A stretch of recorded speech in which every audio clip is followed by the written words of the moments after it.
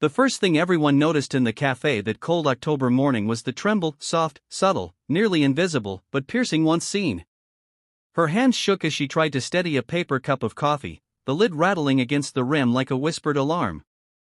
And though the place buzzed with chatter and whirring espresso machines, something about that trembling, small, fragile, human cut through the noise like a desperate plea for help. That was the moment a single father named Daniel Lawson paused mid-step, his 6-year-old daughter tugging at his sleeve, and realized that the stranger sitting alone in the corner wasn't just cold or tired, she was breaking. And what he did next, no one in the cafe expected. Hot beverage, broken heart sparkles. Backhand index pointing right. If you believe in kindness, compassion, and the beauty of second chances, please like, comment, share, and subscribe to the channel. Your support helps bring more stories like this to life. From the outside, Daniel looked like the kind of man who had survived more storms than he'd ever admit. His gray hoodie and worn jeans carried the softness of overuse, the kind you only get when you've raised a kid on your own and stopped caring much about anything except making sure she had everything she needed. His daughter, Lily, with her tiny blue backpack and star-shaped hair clips, skipped alongside him, bringing color to the otherwise ordinary morning. They had come to the cafe to celebrate her good behavior week at school, something he clung to as proof that even with all his struggles, maybe he was doing something right. The woman in the corner, however, looked as though she had been sleeping in her car or maybe not sleeping at all. Her hair was tied back in a messy bun, strands clinging to her cheeks where dried tears had left faint trails. Her clothes were clean but wrinkled, the kind of wrinkles that come from being worn for too many hours or days. Her eyes were fixed on the steaming cup in front of her, but her hands kept trembling no matter how hard she pressed them together. Daniel noticed it instantly. Years of caring for a child with asthma had taught him to catch the subtle signs of distress. Lily noticed too, but in the innocent, curious way only children can. She tilted her head, the little star clips sparkling as she whispered, "Daddy, is she okay?" Most adults would have shushed the question away, maybe turned the child's face another direction. But Daniel didn't. Something inside him, something old and aching, told him this was one of those moments that mattered. One of those choices that linger long after they're made. He led Lily to their table, set down their tray, but kept glancing at the woman. She was young, maybe late 20s, but fatigue made her look a decade older. Every so often, she wiped her palms on her jeans, took a shaky breath, and lifted the lid of her coffee just to put it back again. It wasn't the trembling that hit Daniel the hardest, it was the look behind it. A silent, desperate, exhausted kind of fear. He'd seen it before. Years ago. In the mirror. That first winter after Lily's mother, Grace, passed away from complications after childbirth, he remembered sitting in his car outside a grocery store, hands shaking on the steering wheel, terrified that he wasn't strong enough to raise a baby alone. Terrified that he'd fail her. Terrified of everything. He recognized that look now in a stranger. And it crushed something inside him. For several minutes, he stayed where he was, fighting the internal war, to help or not to help. To reach out or to mind his own business. People walked past her with their lattes and headphones, pretending not to see.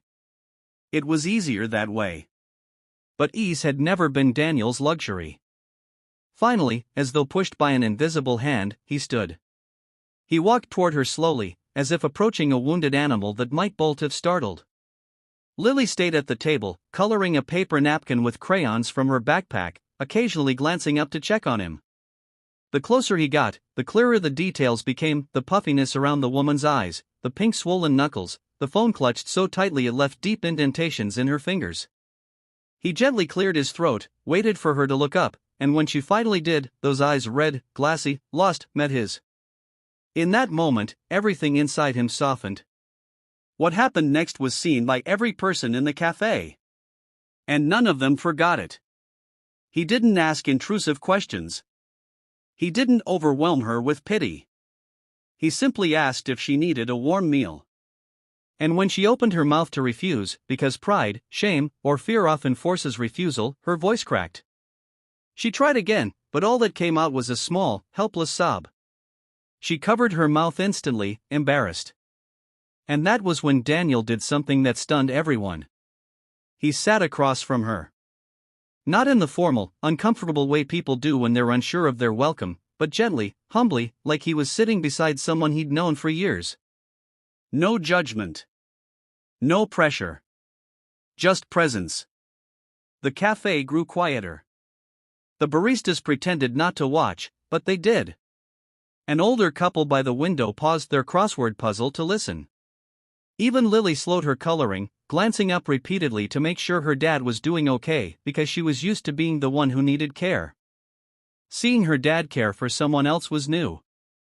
And beautiful. The woman took several shaky breaths. She pressed her trembling hands together under the table. Finally, after a long silence, she whispered that her name was Emily. What she shared in the next few minutes was not the whole story, but it was enough for the world to understand the weight she carried.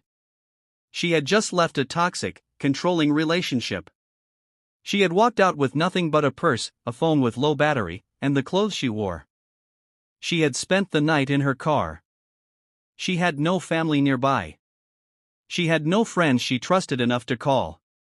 She had spent the morning convincing herself she was strong until she stepped into the cafe and her strength finally buckled beneath her. Her hands, she said, had been shaking for hours. Daniel listened. And kept listening. He didn't interrupt. Didn't ask for details she wasn't ready to give. When her voice faltered, he nodded. When she apologized for crying, he told her quietly that she didn't need to. At one point, Emily buried her face in her hands and whispered that she felt stupid, weak, pathetic. And Daniel, who had lost a wife, raised a newborn alone, and rebuilt his life from shattered pieces, felt something inside him ignite. He reached into his pocket, pulled out his wallet, and slid a folded piece of paper toward her. The cafe went silent. Even the espresso machine paused as though waiting. Emily looked at it slowly. It wasn't money. It was a small, worn-out note written on a grocery receipt. Words scrawled in blue pen. Words Grace had written to him during her pregnancy, months before she passed. You are stronger than you think. And someone out there will need your strength someday. When they do, don't turn away. Emily stared at the note, tracing the faded creases.